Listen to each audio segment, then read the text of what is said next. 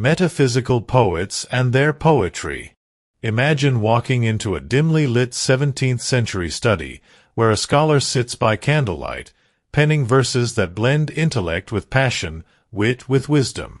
These are the poets whom later critics would call metaphysical poets, writers who dared to break away from the smooth lyricism of their predecessors and instead embraced complexity, paradox, and striking imagery. The term metaphysical was not originally a badge of honor. In fact, it was Samuel Johnson who, in the 18th century, used it somewhat critically to describe poets who, in his view, yoked together heterogeneous ideas by violence. But what he saw as a flaw, later readers recognized as a mark of genius. At the heart of metaphysical poetry lies a unique blend of intellectualism and emotion. Instead of simple expressions of love or faith, these poets questioned, argued, and even debated with God, lovers, and death itself.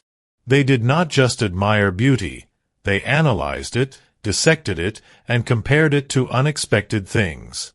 John Donne, often regarded as the leader of this movement, might describe love in terms of a flea's bite or two lovers as the two legs of a compass, forever connected yet separate. As the 17th century unfolded, other poets took up this style. George Herbert, deeply spiritual, used intricate imagery to explore his relationship with God. Andrew Marvell, a poet and politician, wrote verses where time and love were locked in a witty, urgent battle. Henry Vaughan and Richard Crashaw carried the tradition forward with mystical and religious themes, their words glowing with devotion. What set these poets apart was their use of conceits, elaborate, extended metaphors that made startling comparisons. They also loved paradoxes, abrupt openings, and a conversational style that made poetry feel less like distant art and more like an intimate dialogue. Their lines were packed with wit, irony, and philosophical depth, making readers pause and ponder. Initially, the metaphysical poets were not widely celebrated. Their work was often considered too obscure, too difficult.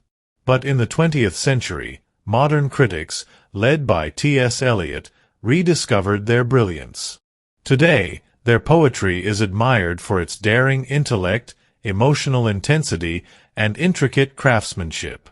So, the next time you read a poem by Donne or Marvell, imagine stepping into that dimly lit study again.